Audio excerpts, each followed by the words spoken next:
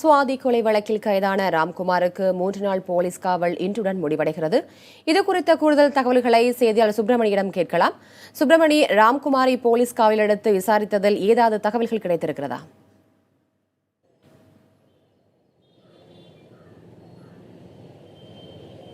சுவாதி கொலை வழக்கில் கைது செய்யப்பட்டிருந்த ராம்குமாரின் போலீஸ் காவல் இன்றுடன் நிறைவடைகிறது. கடந்த புதன்கிழமை அவருக்கு 3 நாள் போலீஸ் காவல் வழங்கப்பட்டிருந்தது. அதன் தொடர்ச்சியாக ராம்குமாரை நுங்கம்பாக்கம் காவல் நிலையத்தில் வைத்து காவல்துறையினர் பல்வேறு கோணங்களில் விசாரணை நடத்தி கொண்டிருக்கிறார்கள். இறுதிக்கட்ட விசாரணை தற்போது சென்று கொண்டிருக்கிறது. சுவாதியை எதற்காக கொலை செய்தார், எத்தனை நாட்கள் சுவாதியை பின்தொடர்ந்தீர்கள், அது மட்டுமல்லாமல் கொலைக்கு பயன்படுத்தப்பட்ட ஆயுதம் எங்கு வாங்கப்பட்டது என பல்வேறு கேள்விகளை கேட்டு ராம்குமாரிடம் விசாரணை நடத்தப்பட்டிருக்கிறது. அது மட்டுமல்லாமல் நேற்று அவர் சுவாதியின் நண்பரான முகமது பிலாலிடமும் விசாரணை நடத்தப்பட்டிருக்கிறது. 3 மாதம் அவரது செல்போனில் இருக்கக்கூடிய வாட்ஸ்அப் உரையாடல்கள் தொடர்பாக முகமது பிலாலிடம் விசாரணை நடத்தப்பட்டிருக்கிறது. அந்த விசாரணைக்கு பிறகு ராம்குமாரை பிலால் அடையாளம் காட்டியிருக்கிறார். சுவாதியை பின்தொடர்ந்து வந்த நபர் இவர்தானா என்ற கேள்வியை பிலாலிடம் காவல்துறையின் முன்வைத்திருக்கிறார்கள். அதனை வைத்து அவர் அடையாளம் காட்டியிருக்கிறார்.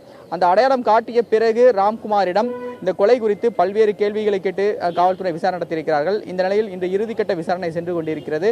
அது மட்டுமல்லாமல் கொலைக்கான காரணம் குறித்து பல்வேறு தகவல்களை ராம்குமார் வாக்குமூலமாக அளித்திருப்பதாக காவல்துறை தரப்பில் தெரிவிக்கப்பட்டிருக்கிறது. அதனை வீடியோ பதிவாகவும் எடுத்திருப்பதாக காவல்துறை தரப்பில் தெரிவிக்கப்பட்டிருக்கிறது. இன்று மாலை 3 மணி அளவில் அவர் நீதிமன்றத்தில் ஆஜர்படுத்தப்படுவார் என்றும் காவல்துறை தரப்பில் தெரிவிக்கப்பட்டிருக்கிறது.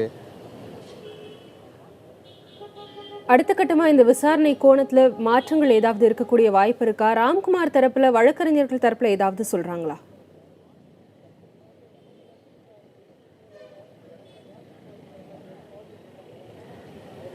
ராம்குமாரின் வழக்கறிஞர் ராம்ராஜை தினமும் 1 மணி நேரம் சந்திப்பதற்கான அனுமதியை நீதிமன்றம் வழங்கியிருந்தது. அதாவது காலை 1/2 மணி நேரமும் மாலை 1/2 மணி நேரமும் சந்திப்பதற்கான அனுமதியை நீதிமன்றம் வழங்கியிருந்தது.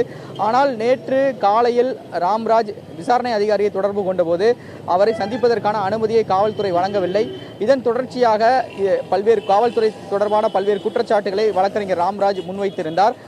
இந்த நிலையில் நேற்று இரவு அவரது ஜூனியர் வழக்கறிஞரான ரவீந்திரன் ராம்குமாரை சந்தித்து பேசியிருக்கிறார். அவரது உடல்நிலை குறித்தும் பேசியிருக்கிறார். இந்த நிலையில் காவல்துறையினர் மன அழுத்தத்தில் இருக்கக்கூடிய ராம்குமாரை போலீஸ் காவலில் எடுத்து மீண்டும் கூடுதலான மன அழுத்தத்தை ஏற்படுத்துகிறார்கள் என்ற ஒரு கருத்தை அவர் முன்வைத்திருந்தார். அது தொடர்பாக இன்று நீதிமன்றத்திலும் அது தொடர்பான தகவல்களை தெரிவிக்க இருப்பதாக வழக்கறிஞர் தரப்பில் தெரிவிக்கப்பட்டிருக்கிறது. இது மட்டுமல்லாமல் இன்று மாலை 3 மணிக்கு பிறகு அவர் எழும்பூர் நீதிமன்றத்தில் ஆஜர்படுத்தப்பட இருக்கிறார். இவர் கொடுத்த வாக்குமூலத்தை வீடியோ பதிவு செய்யப்பட்டிருக்கிறது. அதனை நீதிமன்றத்திலும் தாக்கல் செய்வதற்கான வழிவகைகளையும் காவல்துறையினர் எடுத்து வருகிறார்கள். இது மட்டுமல்லாமல் இந்த வழக்கின் குற்றப்பத்திரிகையை விரைந்து தாக்கல் செய்வதற்கான நடவடிக்கையும் காவல்துறை தீவிரமாக இறங்கியிருக்கிறார்கள்.